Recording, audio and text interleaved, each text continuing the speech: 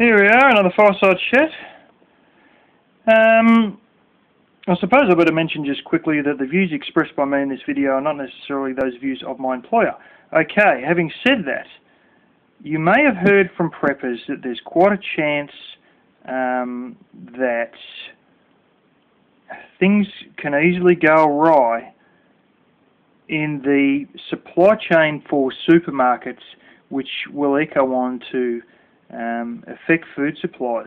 And you may have heard one that's come out of England. That's a report entitled 9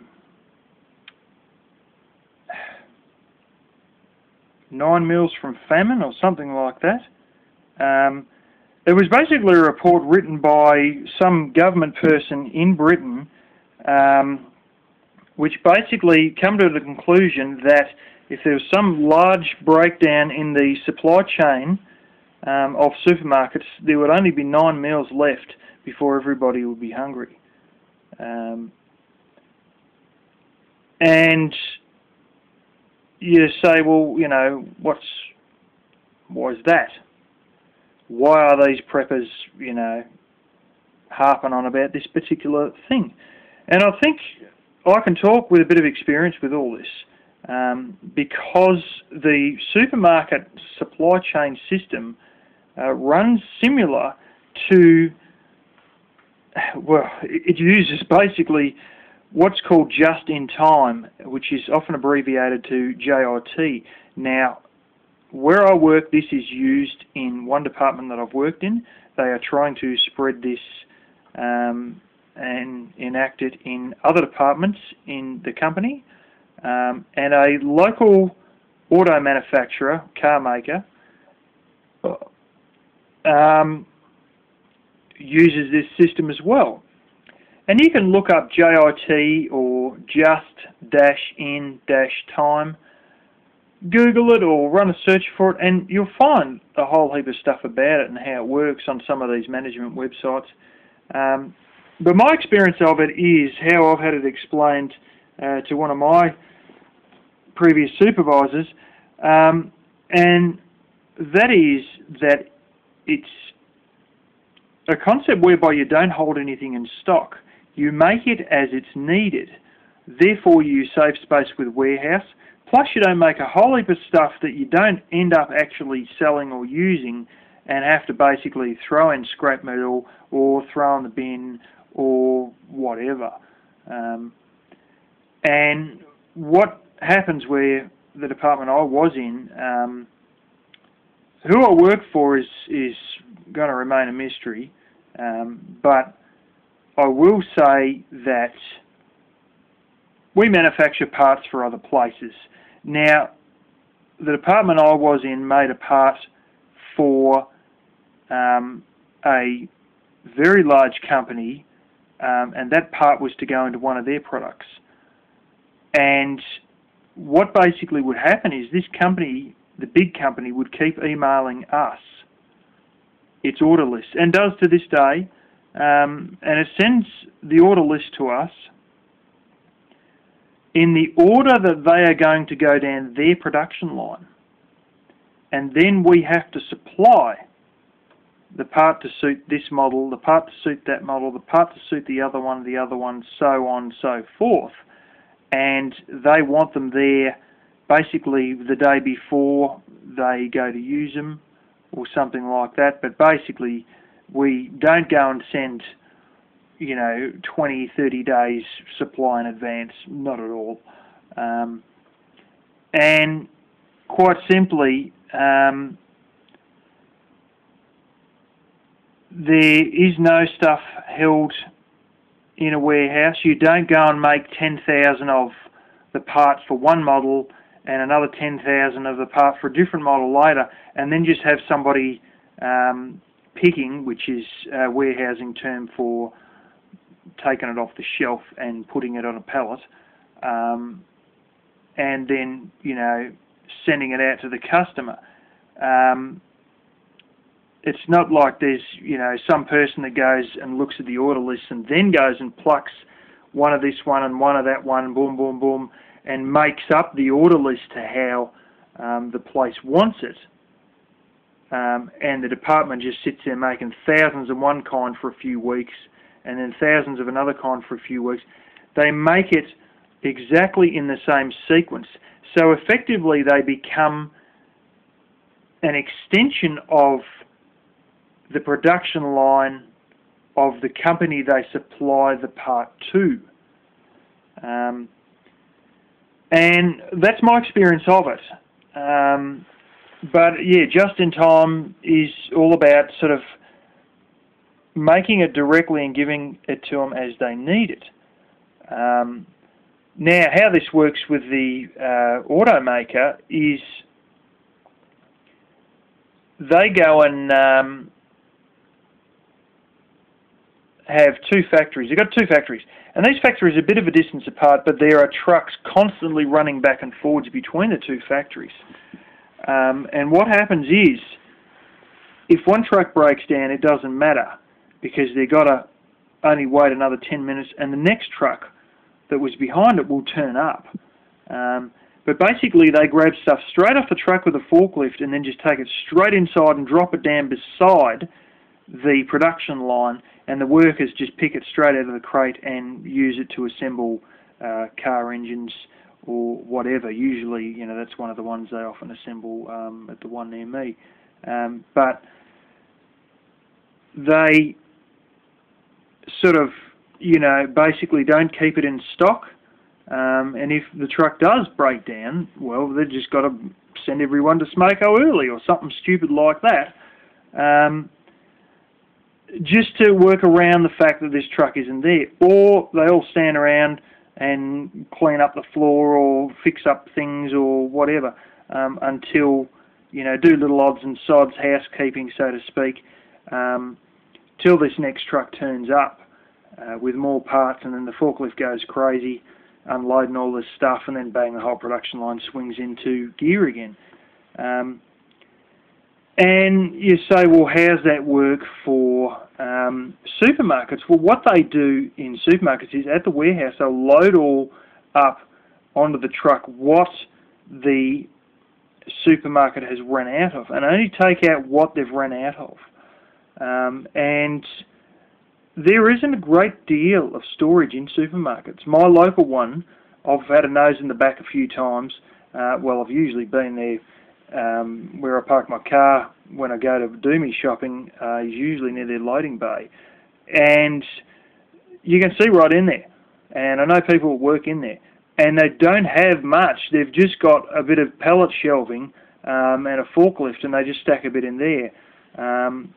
And I think they might have cold storage there, but not terribly big either.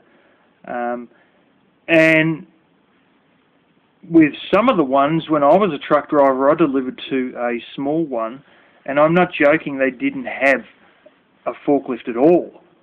They didn't have much aside from literally a few shelves that you were supposed to put stuff on by hand and then take it off later.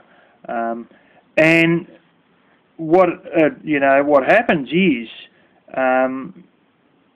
due to, well, I think it's basically what goes through the cash registers automatically gets sent electronically with an email or whatever to the place that has the big warehouse. And then they just restock whatever the heck has gone through the cash registers, plus whatever else they've had to throw out that's gone rotten. It's all got to be typed in the computer, and it all goes down to the warehouse and they pack it accordingly. But this is the trouble. It is all dependent on the truck turning up every couple of days, sometimes daily, sometimes every 3 days. And, you know, if there's some sort of a diesel shortage, and we experienced a diesel shortage here for a week and a half. Something broke in the refinery. They couldn't refine diesel. There was one very few and far between franchise of fuel station that bought in their diesel from interstate. Basically everything they got, they were sucked dry straight away anyway. But the majority of fuel stations here just completely ran out for a week and a half. Now the trouble with all this is, they try and run these things on a shoestring budget with the fastest, most efficient method possible. They don't have backup semi-trucks there. They don't keep a spare 1 or 2 semi-trucks. The damn things cost about $250,000. So that's why they don't keep spare ones there. They may have the odd spare trailer, but definitely not the semi-truck. They can hire ones if they want. But, you know, as for fuel tanks, you think, well, they're going to get a massive fuel tank. Well, a lot of them do have a fuel tank there when they buy it in bulk. But if they're sitting down there at the boardroom deciding how big the fuel tank's going to be, they're not going to get one that will last them 6 months supply or anything stupid like that. They won't even get one that lasts them any more than about a month's supply. You know, I'd be surprised if any of them had anything that even lasted a total of 4 weeks supply of diesel before it ran out. Because, quite simply, the less money they got to spend on a big fuel tank, the more that goes onto their profit line. And they'll pretend that allows them to keep the costs of things down. No, realistically, it's going to go into their bonuses later on. But anyway, aside from that, it costs money to have backup equipment. It costs money to have diesel tanks bigger than they need to be, where the trucks come in to be filled up at the warehouse.